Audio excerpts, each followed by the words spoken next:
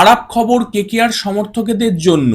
IPL 2026 থেকে কিন্তু ছিটকে গেল কেকেআর এর ঘরের ছেলে হর্ষিত রানা।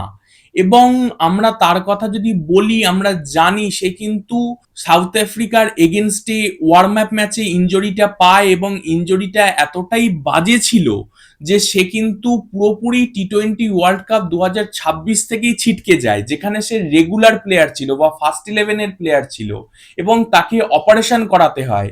এবং অপারেশনের সাথে সাথে আছে অপারেশন হ্যাজার্ড, যে 3 থেকে 4 মাস তাকে কিন্তু রিহ্যাবের মধ্যে থাকতে হবে, রেস্টের মধ্যে থাকতে হবে।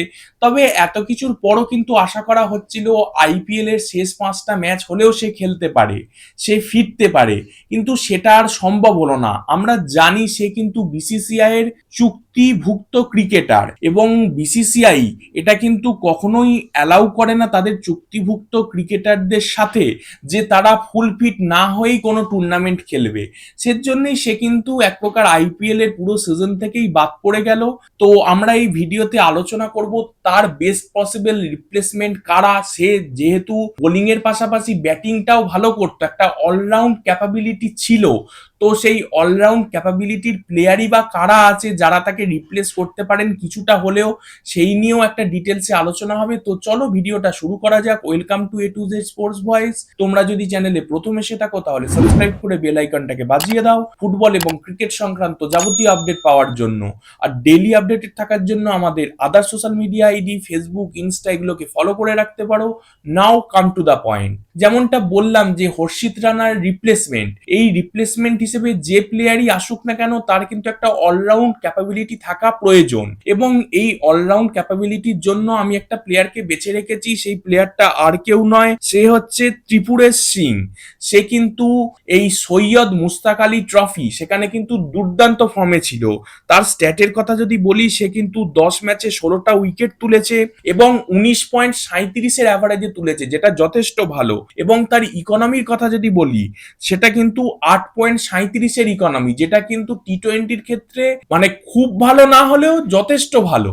এবং সে কিন্তু 23 রানের বিনিময়ে 3টে উইকেট তুলেছে, এটা কিন্তু তার বেস্ট বোলিং ফিগার। এরপর সেকেন্ড যে প্লেয়ারটার কথা বলবো, তার কিন্তু অলরাউন্ড ক্যাপাবিলিটি সেরাম নেই বললেই চলে, তবে বোলিংটা যথেষ্ট ভালো করে। সে আর কেউ নয়, ট্যালেন্টেড 21 বছর বয়সী প্লেয়ার রাজ লিম্বানি।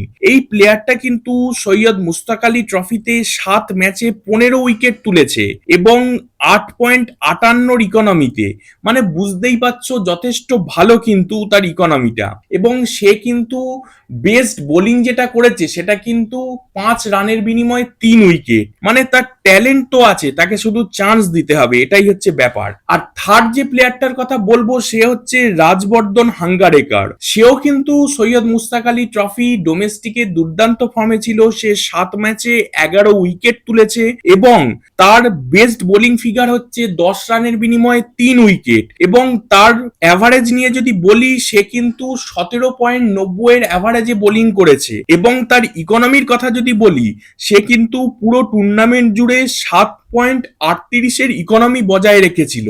মানে বুঝতেই পারছো তিনজনই কিন্তু সোনা। তো এই তিনজন ছাড়াও কিন্তু আরো একজন প্লেয়ার আছে যার কিন্তু আইপিএল খেলার এক্সপিরিয়েন্স আছে। সে আর কেউ নয়, সে হচ্ছে আকাশ মাধওয়াল, যে কিন্তু এর আগে রাজস্থান রয়্যালস, মুম্বাই ইন্ডিয়ান্স প্রত্যেকটা টিমে খেলেছে এবং প্রত্যেকটা টিমেই কিন্তু ইমপ্রেস করেছে তার ওপেনিং স্পেল বলো কিংবা ডেথ বোলিং বলো সবেতেই। তো কেকেআর কিন্তু এদের অপশন হিসেবে গণ্য করতে পারে। আশা করি এদের মধ্যে কেউ যদি কেকেআর এ আসে সে কিন্তু নিজেকে প্রুভ করবে এবং দুর্দান্ত পারফরমেন্স দিয়ে কেকেআর কে আইপিএল চ্যাম্পিয়ন করবে। তো তোমাদের কি মনে হয় এদের মধ্যে থেকে কাকে কেকেআর এর নেওয়া উচিত? কমেন্ট করে জানাও। আর ভিডিওটা ভালো লাগলে সাবস্ক্রাইব করে বেল আইকনটাকে বাজিয়ে দাও, লাইক করো, কমেন্ট করো, শেয়ার করো। Thanks for watching. জয় হিন্দ, জয় ভারত।